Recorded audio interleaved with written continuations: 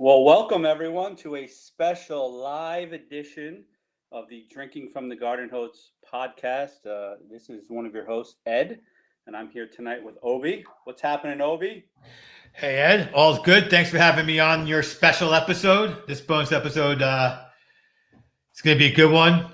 You're going to share lots of pictures, lots of good stories. I can't wait to be a wise guy and make some comments. And for anyone who's just listening on the podcast, wants to see the pictures, you can find it on YouTube at Me, My Scotch, and I. And with that, I'm going to hand it back over to you, Ed, and you let me know when you're ready for me to start sharing some pictures with the group. Awesome. So, Obi, you're not only the IT guy, but you're also a fellow Rutgers alum. So that's one of the reasons you're on this special episode tonight. So normally we're a podcast where you can find us anywhere you get your podcasts, Spotify, Apple, Google, even your Alexa will play us again, Drinking from the Garden Hose. But tonight we are live to you because we do have some pictures to show. So tonight's show is really Rutgers tailgating back in the day. So I really wanted to take us on a journey of Rutgers tailgating when it started for me, and up until 2 weeks ago when I went to the game and saw Rutgers trounce Temple. So, Obi, you want to bring up that slide deck and we can just jump right into this. And so while you're bringing that up, the Days and Nights tailgating team and we'll get into that and how that came about. But I got so into tailgating over the years that we created a tailgating team, and I'll tell you what, lifelong friendships are built when you do things like that. So, Obi, next slide. So, my journey for Rutgers tailgating started back in the fall of 1990. And that's when I showed up as a freshman at Rutgers University. And if you weren't around then, and some of you may not even have been alive back then, but this is what the stadium looked like when I showed up on campus. Now, maybe that's why they couldn't win a game. Well, that's why they couldn't get recruits. That's for damn sure. And that's why most people didn't go to the game. And if you remember back in 1990, early 90s, the big games that Rutgers played were at Giant Stadium, because this stadium here is only obviously one side of it, but it only sat about 20,000 people. So when I was a freshman in 1990, the games I would go to, they were up at Giant Stadium. So I wasn't tailgating, and most people weren't back in 1990. My first real tailgate it was really 1992, and this is where things have changed a lot. So 1992, I pledged the fraternity, and it was homecoming. And for those of you who are Rutgers fans, homecoming was October 31st, Halloween. We played Virginia Tech that day. It was a 12 noon start. So the tailgate in Rutgers was sticklers about when the lots opened. So the tailgate started that day at 7 a.m. And the front of the now blue lot was turned into like a fraternity. It turned into a mosh pit, but it was a fraternity area where every fraternity got a square. And the square was, I don't know, maybe, 100 by 100. And you could do whatever you wanted if you were a fraternity. So the richer fraternities, they pulled a flatbed in and generator, and they had a band play. My fraternity, we showed up with this huge bucket of beer. I mean, I think we had 100 cases of beer in there. And that was the first tailgate I attended. Now, I was 20 years old. And something about Rutgers back in the day, and Obi, I'm sure you remember this. The Targum every year would post how many people were arrested for underage drinking the homecoming before, right, as a deterrent. And you would see 40, 50 people. I knew someone who got jammed up for it and, went to court and, had a $150 fine or whatever. But most importantly, he missed the rest of the tailgate. And so when you're 20 years old at a Rutgers tailgate, you drink with your neck on a swivel because you're always looking for the cop. So it's not the most relaxing tailgate, but you're also 20 years old and you're drinking Peel. So it's a fun time. Now, that game is known for one of the greatest comebacks in Rutgers history, right? Forte, I believe, to Brantley in the end zone, right? I didn't go to the game. I met a girl the night before, had a pre-homecoming party, and I skipped out after the tailgate and hung out with her. So I'm ashamed. I hope some of your stories will be with you at the game. Just saying. Well, listen, we're talking about tailgating back then to now, right? So then this stadium, they obviously, what it is today. So in 1993, we had to go play at Giant Stadium. This stadium was under construction. So we get to Giant Stadium, and it's a different crowd when you get there, right? Everyone on campus has to drive. And homecoming in 93, our fraternity advisor from National was visiting. So we did not have 100 cases of beer at the Giant Stadium parking lot. So let's just say we weren't too happy with that guy, and we made him sleep on a couch. But then, then later that year, he wasn't around, and we played Penn State football. And Obi, I don't know, Penn State obviously is a big rival, and people today I don't know if they really understand the Penn State rivalry, but when you go to Rutgers, and basically back in the early 90s when we were in the A-10, you just knew that you hated them. They were your rival. So 1993, we're playing Penn State up at Giant Stadium, and the fraternity advisor wasn't there, so we actually had our beer and we're hanging out. And I'll never forget one of the fraternity brothers. He couldn't make it to the Porta. Well, he couldn't make it to the Porta John, but we're college kids, so whatever. He tries to go in between the two cars, and we're gonna get more on that later. What college kids do. So he goes in between two cars. Now they were our cars, so this is an important part of that story. And he's a tall guy, so instead of standing straight up, he kneels down. So he puts one knee on the ground. So think about this: if you're a guy, kneel down, one knee on the ground, trying to go to the bathroom in the parking lot. Well, clearly he ended up peeing down one side of his leg, right? So to make matters worse, he figures the only way that he can actually go in the game without people laughing at him is he takes another full beer and dumps it on the other side of his leg and figures out that I spilled the beer on me. So that's he must be an artist. he is an artist. So you go from tailgating there, you go from tailgating at this stadium in Giant Stadium in the fraternity zone, and then the new stadium comes. So you want to go to the next slide, Obi? So you graduate college, and you become a real adult. And this is what you show up to your first tailgates with when you first get season tickets. You show up with a styrofoam cooler, and you're drinking a bunch of Miller Lights with the old foldable beach chairs, and you're eating subs from MV Deli. That's the tailgate. 3 guys, a cooler, and MV Deli subs. It's kind of pathetic, actually. We started out in the yellow lot, and the yellow lot was where all the old people hung out. So we eventually had to get out of the yellow lot and get to the blue lot. But before we get into that, if you notice in this picture, there's nobody at the games. Still, brand new stadium, not a lot of people at the the cars are parked probably double the width that they are now. So next slide, Obi. So then you can see here, still cars. Look how far apart these cars are spaced. I mean, there's about 4 or 5 feet in between each car. There's ample width in between the cars to walk. I mean, the old saying on the back of the parking pass was that Rutgers had to get an ambulance to the area, and it was real easy. You can see there's nobody at these games, and this is the height of the Terry Shea era, right? So I guess that makes sense. But I'll tell you, we learned a very important lesson during this time. Notre Dame, 1999, they come to Rutgers. And we invited friends. This was maybe our first real big tailgate after college. We brought a bunch of friends, and at the time we didn't know any better, and we were thinking, okay, so and so's got the beer. Whoever so and so was, it may have been me, may not have been me. Did not buy enough beer, Obi. We ran out of beer. Now that game was in late November. It was freezing that day, and we were relegated to drinking frozen margarita mix because we ran out of beer. You deserve that. You know better now. Better have something to come home with. Well, so here's the important part that we learned that day. We learned, and this is important as the iteration of our tailgating went, is that everybody's responsible for their own alcoholic beverages. This way, no one screws everyone. You bring your own. If you bring a 6-pack and you run out, that's on you, right? So, as you said, bring a 12-pack so you have something to bring home. You certainly don't want to run out. So we can go to the next slide here. So as you see right here, this is one of those Coleman easy tailgate grills.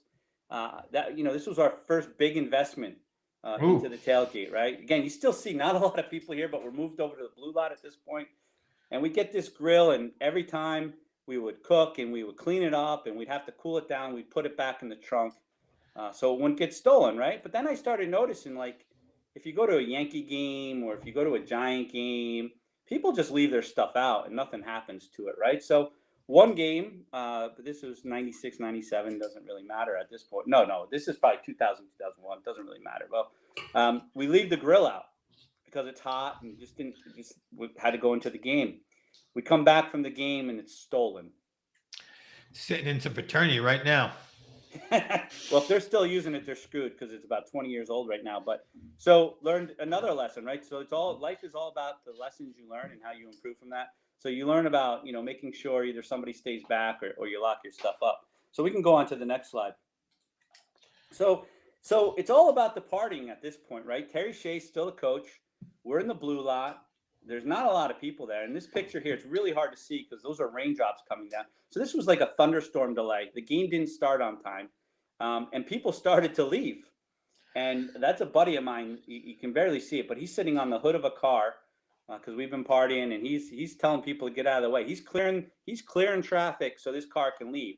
So think about this: the height. We're at a Rutgers football game, and people are leaving before the game even starts.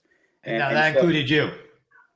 Yeah, I was not in that car. I was taking the picture. So I eventually went into the game that day, but clearly I was not in there for kickoff, if that makes a lot of sense, right? And so that continued. I mean, this type of tailgating continued with nobody in the lots, or people who would just go and drink and not even go into the game. That continued even into the first couple of years of the Greg Schiano regime in 2001, 2002. 2003 is when things started to get a little crazier. And so we started to amp up our tailgating, and we started to go into the games on time, and things were going really well. Next slide, please. And so at about that time, 2005, my first kid comes, right? So this is the evolution of tailgating, right? So prior to the first kid, it's all about the party. It's all about the beer. It's all about having a good time. And then comes Schiano, and you have a baby. So this is Greg Schiano. The kids are on him. The kid, well, it's interesting that at the same time I start to have real responsibilities, I actually start to want to go to the games, right? So but you know what? When they're this age and they're in a stroller, you can take them anywhere. And so here's a couple things again about then and now, right? This stroller, and again, if you're listening to us, you can't see it, but it's a normal stroller. We could take it into games back in the day. There was no rules. You could used to be able to take umbrellas. I mean, there was rules, but you could take umbrellas into the stadium. But so we would take the stroller into the stadium. My wife would push her around the upper, the concourse, so she could sleep, and I would be down with my buddies watching the game. And so again, it's still very easy to tailgate. You put her in a spot, she stays there, right? Next slide. But it's starting to get a little crazier, right? You see in this, the craziness is, you start to get props, right? As your tailgate team grows, you get some props. We have a night helmet on a human person here. You can still see in the background here, though, there's a few more people, but there's still a lot of space. But we're starting to grow. So next slide. So then we get to 2006. And so if you go back to that first slide I showed with what the stadium looked like when I arrived in 1990, you can see this scoreboard in 2006 is a big upgrade. We got a video board up there. We got advertising. People are paying to advertise at Rutgers Stadium, but you can also tell that that's still an open end of the stadium. So 2006 comes and Rutgers goes on that historic roll that everybody knows. Next slide, please. And you can see, though, even in 2006, while I'm making my Heisman pose here with another prop, you can still see cars are parked far apart, and there's still not a lot of people in the line. This is the blue lot. And we're taking a picture here, and there's 1, 2, 3, 4, 5, 6, 7 cars in view, 1 flagpole, and 1 other person besides me.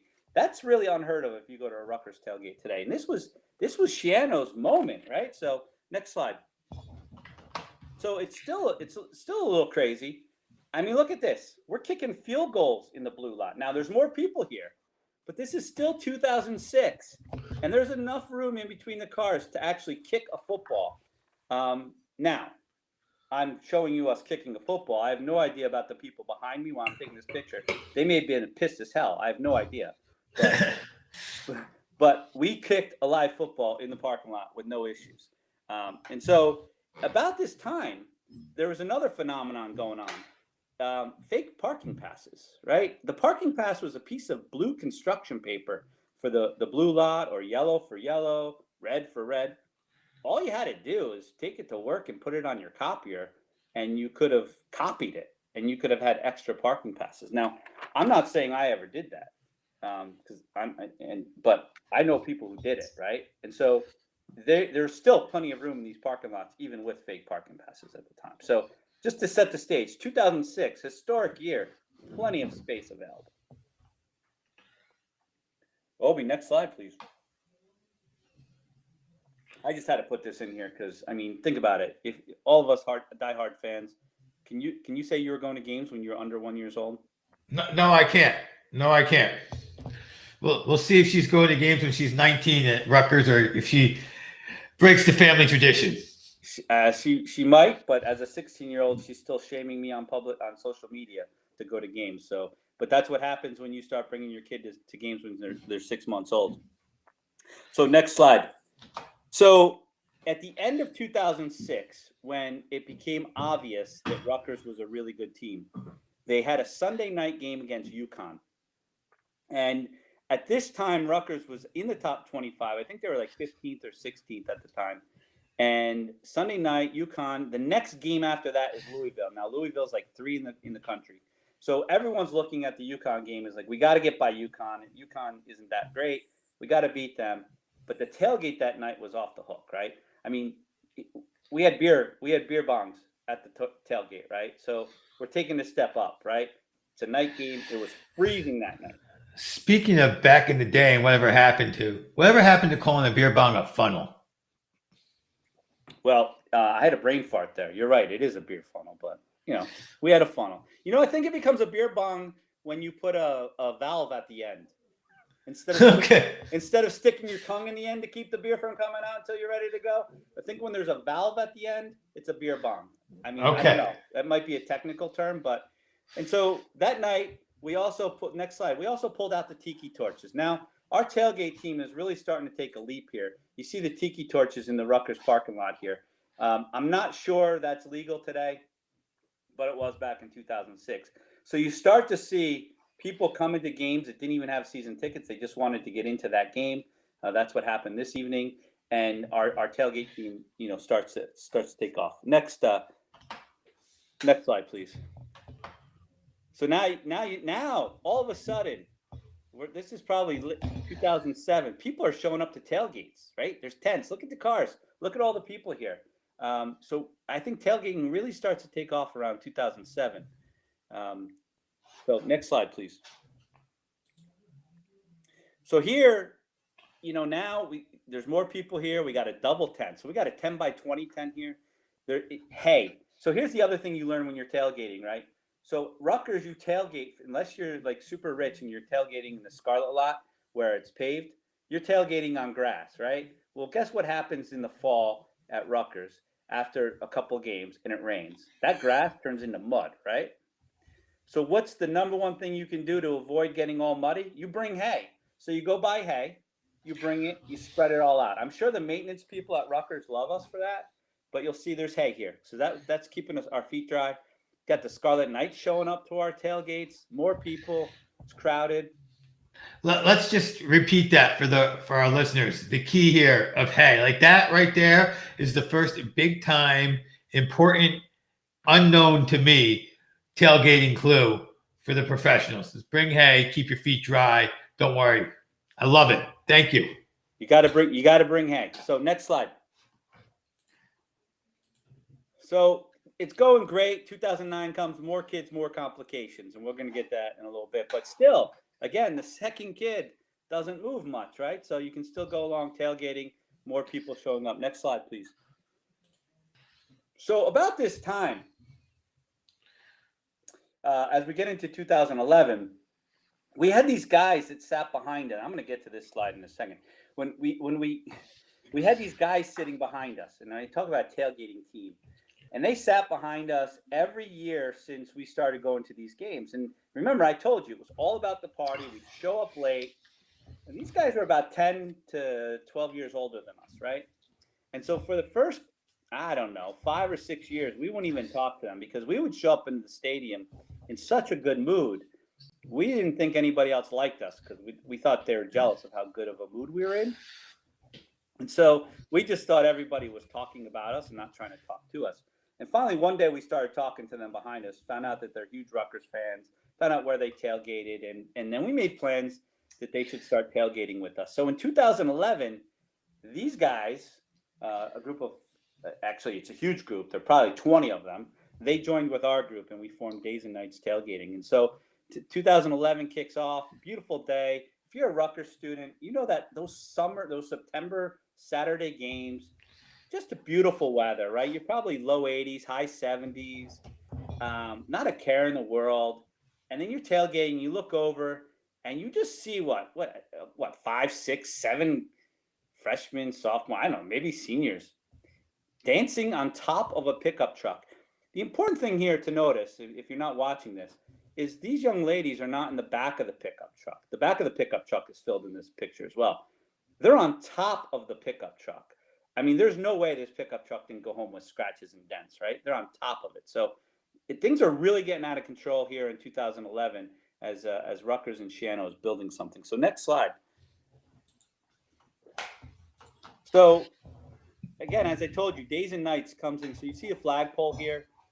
We have our own flag. Things are going well there. Next slide, please. And then we start getting really creative, right? We get people. We got shirts. We got pumpkin carvings, right? I told you we combine the spread we have, the beverage selection we have, the amount of food. I mean, this is a fine-tuned machine. We have a PowerPoint deck that goes out prior to the tailgate that tells everybody what they need to bring. You know, this is after text messages going back and forth, and it's just really, really well done. About this time, we get noticed by the Rutgers staff for our tailgates, and they start coming to visit, and they start telling us about the Miller Lite Tailgater of the Game award. And I think this might be the night we won the Tailgater of the Game award in 2012. So in October. So go ahead, next slide. So then, if you win the Tailgater of the Year award, you go on to whoever Tailgater of the Game. They take the 6 winners of the Tailgater of the Game. Last game of the season, it's a big battle. All 6 go for Tailgater of the Year. So just see a picture here. We went all out that night. You know, we bring the generators. We got Christmas lights going up because it was a December game. We have a custom lamp shade. We kind of made a living room setting here. We brought the Christmas tree because we're getting ready for Christmas. And we end up winning Tailgater of the Year. Next slide, please. And so, of course, you know, Days and Nights, we're up on the big screen at Rutgers. Now, the sad thing about this is the scoreboard shows you Louisville's beating Rutgers. We got robbed that night. We should have gone to the Orange Bowl, but I digress. This is about tailgating. So again, all about the party and all about being the Miller Lite Tailgater of the Year. Next slide, please. So here's the Fat Cat slide. You can't talk about Rutgers without talking about Fat Cats. So I remember when I was a student at Rutgers, Fat Cats were about $2.50. Obi, is that about right? Yeah, that sounds about right. Okay, so obviously this picture was taken a number of years later, but Fat Cat here, $5 for a Fat Cat. I think they're over $10 now. Now, is this when we were at school, we're going to really change up the subject here. Apologies to everyone. Fat Cats were only at grease trucks, and now they've moved on to restaurants. Is this a restaurant picture or a grease truck picture? Oh, this is a grease truck picture back when the grease trucks were still in the parking lot across the street from the old fraternity house. Now, so that parking lot on College Ave across from Scott Hall, where all the grease trucks hang out. So not there anymore. So what I forgot to mention is at one point, I think it was before I had kids, we would always get a hotel room, one night a year, the guys, and we would come down again, and we would stay at the Hyatt Regency. And what you would always do is after the game, you go back to the Hyatt, and then you'd walk up to the bars on Easton Ave, and then you would walk back, and you'd hit that's where I got this picture. You hit the grease trucks on the way back to the Hyatt. I will tell you, one night we, our old fraternity house was taken over by another fraternity because the fraternity went out of existence. And one of the guys I was with decided that we should go get a tour of the old house. And so we sweet talked the little freshman that was working the security at the door. And we get into the house. We go down to the basement where this party's going on, feeling completely out of place. And of course, what do you get when you go down into a basement of a fraternity house? You get a line for beer, right? Never our intention. We wanted a tour, but of course, as soon as you're down there and there's a line for beer, seems like a good idea to get a beer. Also seems like a good idea not to wait online when you actually have money in your pocket, unlike when you're in college. So as soon as the first guy started throwing the 20 around, so that we could get service, apparently we became narcs instantly and we got kicked out. So not only did I get kicked out of fraternity houses when I was an undergrad, I also got kicked out after a Rutgers tailgate. But I digress on that one. We can go on to the next slide before I tell too many more incriminating stories. So we win the Tailgater of the Year in 2012, and to the victors go the spoils. As you can see here, the next year we're celebrating. We got the RU cheerleaders coming by to congratulate us. So this is, I mean, tailgate. I mean, I don't even know what the name of that flower is, or that must be a mum or something, right? That's a beautiful something. We got a pumpkin part carving there, and we got the cheerleaders with us celebrating. So, and you can see the corn stalks there. I mean, really going all out here. I mean, this is where tailgating has gone from that styrofoam cooler to this.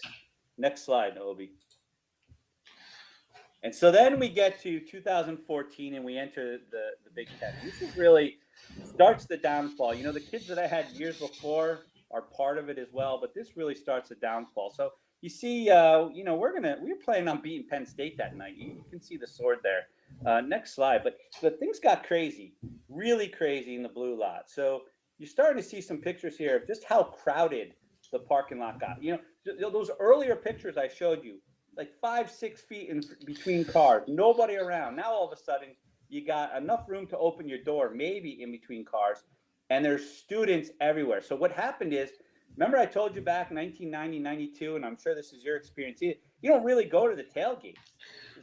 You're playing Colgate. Like, why am I going to get up on a Saturday to go watch Colgate and then worry about RU arresting me and the target tells me to, right? But now, you want to say something, Obi?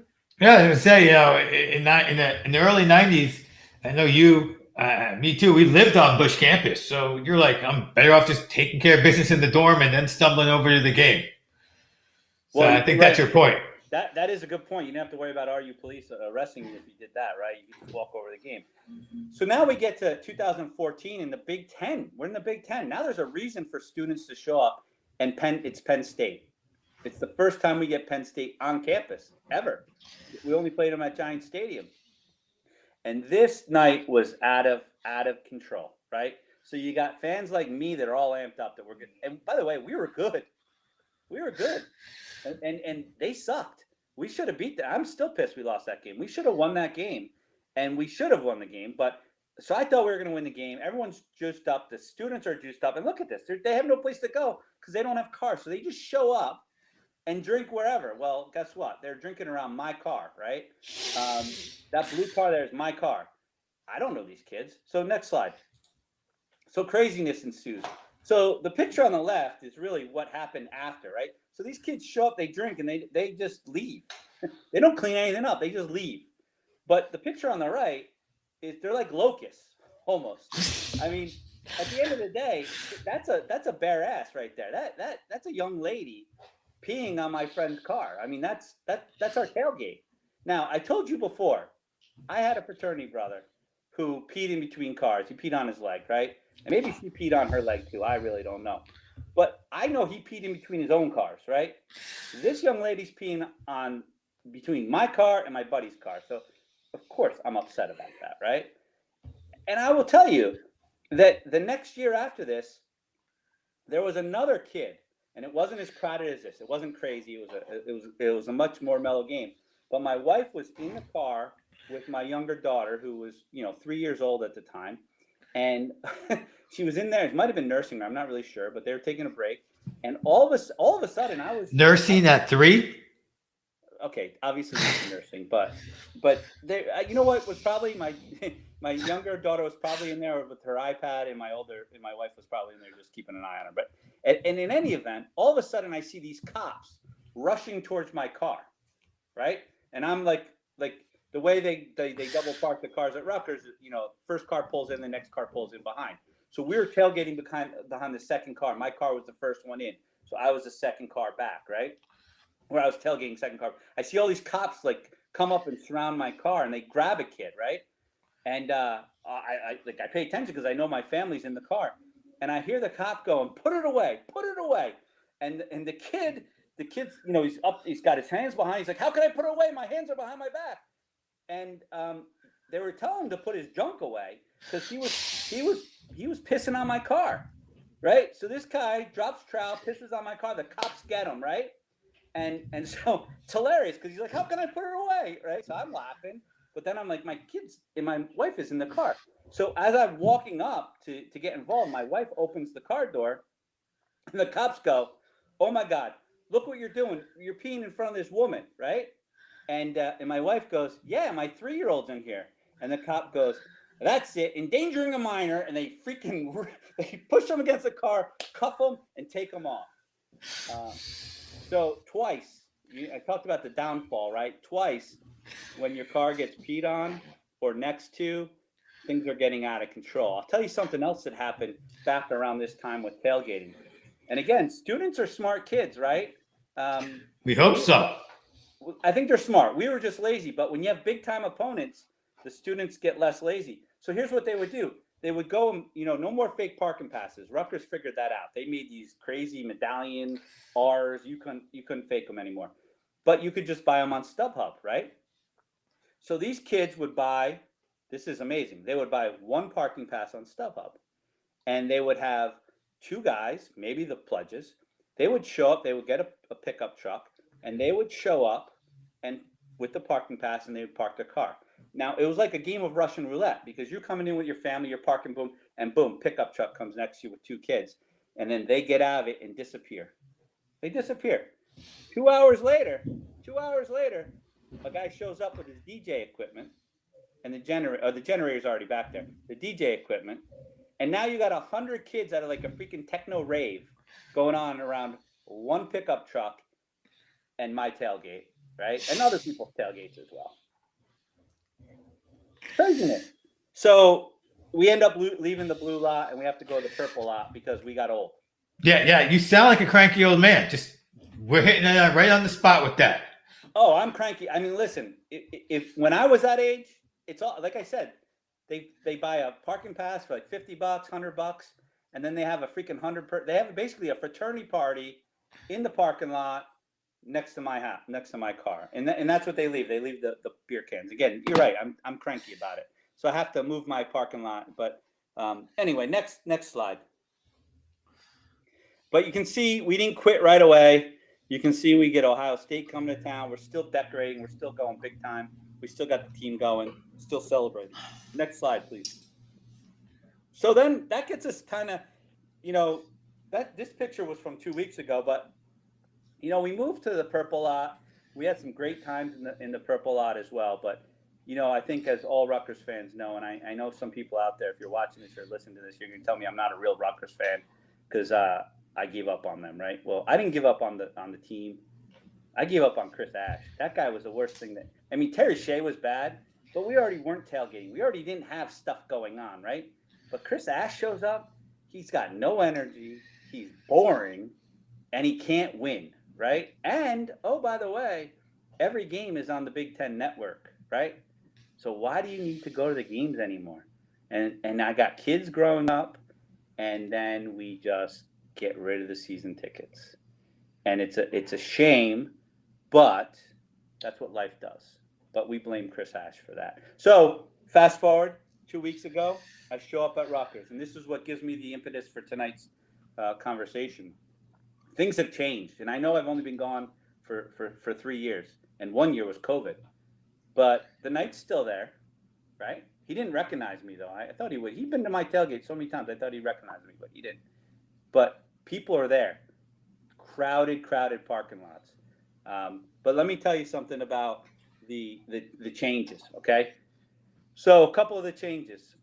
You used to not be able to walk out of your parking lot with a beer, even if you were a grown adult, right? There would be cops. If you left like this, there's like rope around the parking lots. If you walked out, they told you to pour it out. You tell him, Samantha. You boo him right. So if you walked out of your parking lot, you couldn't bring a beer with you. Well, guess what? I show up there 2 weeks ago. I walked from the Scarlet lot over to the Block R tailgate, which I'll get to in a second, with a beer. Nobody said a word to me. Now, maybe because I look like I'm a grandpa, but the fact is, you could walk around with a beer. The second thing is they got this Block R tailgate party now. So they have a spot where you can go and buy beer and food instead of tailgating at your car. They never had that before, right? And maybe they had that a couple years ago, but it's big. They got bands playing there. The other thing I noticed is at the end of the road, when you walk from the yellow lot, the purple lot, the blue lot, and you walk down towards the stadium, there were always dumpsters there and cops standing right there telling you, dump it. And they weren't nice cops, by the way. They were, and I understand because they're dealing with a bunch of drunk idiots, but dump it, dump it, dump it. So people would be standing next to the guzzling, throwing out full beers because you could not go past them towards the stadium. I didn't see that at all when I was there 2 weeks ago. Which, by the way, I think it's great because I think if you're responsible, you should be able to drink a beer, right? You're at a football game. But I think that's a big change. Electronic tickets. So you used to get tickets, right? Like ticket stubs. You get them mailed to you. You rip them out of the book. You show up to the game. Oh, I got my tickets here. I'm going to sell them to a scalper. Electronic. Now I got to get my phone. I got to have on my phone. Then I got to show it to the guy. He scans the barcode. I mean, the world is changing. So that's how some things have changed. And then I think the biggest change, if we go to the next slide, the biggest change is, Rutgers, and I know this happened probably 10 years ago. They built a private club in the mezzanine section of the stadium. It was the Audi Club. Now it's the Provident Bank Stadium Club. And I could never get in there before. And of course, you always want to get in there, right? Like, what's going on in the club? What's going on in the club? And I was fortunate enough 2 weeks ago to get into the club. Somebody was able. Yeah, actually, I told you before off air that Samantha, my daughter, shamed me into taking her to the first game of the season on social media. And part of that is I was able, somebody felt actually not bad for me. They felt really happy for her for shaming me and gave us 2 tickets into the club. So we're very fortunate. So I get into the club, right? All this hype, all these years, I finally get into the club. And I go and I get a beer and it's free. I mean, think about this. I'm in Rutgers Stadium. I'm getting a free beer after all of those years, right? I get a free beer. And damn if it wasn't warm. Oh, boo! Heartbreak. But never has a warm beer tasted so good. Because I was in the club. I'll tell you another funny story about being in the club. The high rollers are up there, right? So I'm up there and I see Marco Battaglia. Remember Marco? All-American tight end when we were students? Had a huge game against Penn State at Giant Stadium. That's right. That game you were talking about earlier. Monster game. The guy's unbelievable, right? All-American, and he works for the development department. So he raises money for Rutgers athletics, right? So that's where they're all hanging out. They're all hanging out with the high rollers, right? So he comes walking by. He's a classmate. Alexi Lawless is a classmate of mine. Marco Battaglia is, right? We went to school together. We can talk. So I call him over, start talking to him, get a picture with him. Funny story, though. He says to me, he goes, "Oh, how long you been up in the club for?" And I say, "Today, first day. I got free tickets." He goes, "Oh, good. I got to go somewhere else. I'll see you later." I mean, that's what happens. If I said I was, I just bought in this year. He's my best friend, But what I didn't get, because he ran away so quick because I wasn't a high roller, I forgot to tell him. I used to draft that guy in fantasy football every year with my last pick because he was a Rutgers guy, and I had to have a Rutgers guy. And I was so happy when Ray Lucas got in the NFL because then I drafted Marco Battaglia and then Ray Lucas. And as you can imagine, I didn't win too many fantasy football league titles, but I had the Rutgers guys on my team. That sounds about right. So, Obi, I think I'm about to wrap this up. If you want to go to the last slide here. So this is just a picture of lifelong friends. You got Tattoo, Stump, Roadkill, and Spaz in this picture, right? And these are guys who met back in the early 90s at Rutgers, who went to a couple of those tailgates I was talking to you about there and started the Days and Nights tailgating team. And the journey we've been on since undergrad years to now with kids has just been, what college is all about, what tailgating is all about, and what Rutgers is all about. And so that's why I ended with this. This has no other reason other than I just think that tailgating is special. And for those of you who are listening that tailgate, you have your, you heard what my journey was. I'm sure you have your own journeys. And, I love tailgating. I love Rutgers. And I think Samantha's going to make me get my season tickets back. So, Obi, with that, I'm done. Do we have anything to talk about on the next Drinking from the Garden Hose podcast? I know you've been showing up our Twitter handle on here, and people will be able to find this on YouTube as well. They'll be able to find this episode with the pictures if they've listened via one of the many podcasts on Me, My Scotch, and I on YouTube. Of course, you can find us, like you said many times, anywhere you can find podcasts. And I think that's it. I hope they download this episode. Hopefully we'll have it up, probably not by tomorrow morning, but before the weekend's through. Next episode will be up on the following Friday. The only question I think everyone else has now is, are you going this weekend? Delaware. I'm not going this weekend. I got see, this is the part about life. Like, my parents' 50th anniversary is this weekend. And then, it's tough to go every weekend. But, yeah, I missed it. I felt, so I showed up at that game 2 weeks ago. I'll tell you what, I felt, talk about embarrassing. I showed up there. I knew I had passed this to the club. I showed up with a cooler with 2 beers in it. That was it. That was the only thing in my tailgate when I parked in the parking lot. And then, like I said, I walked around. We got to the block bar tailgate, got another beer, and then we went up and got the warm beer up in the club. But it's a different experience when you go to a game and don't tailgate. You just feel like something's missing. So, well, I'm going to be at RU on Bush campus this weekend. Got someone I have to visit and drop off some supplies that he's been sending home and not to his P.O. box. So maybe I'll stay at 12:30, 1 o'clock, and hit up the tailgate and share some pictures with you and the rest of those folks who are following us on @FromHose on Twitter. And we'll see. We'll see if my recollections match yours and if the new world is everything you make it up to be. So until those pictures may or may not get posted and you hear from us again next Friday, I'm Obi. That's Ed. This has been Drinking from the Garden Hose.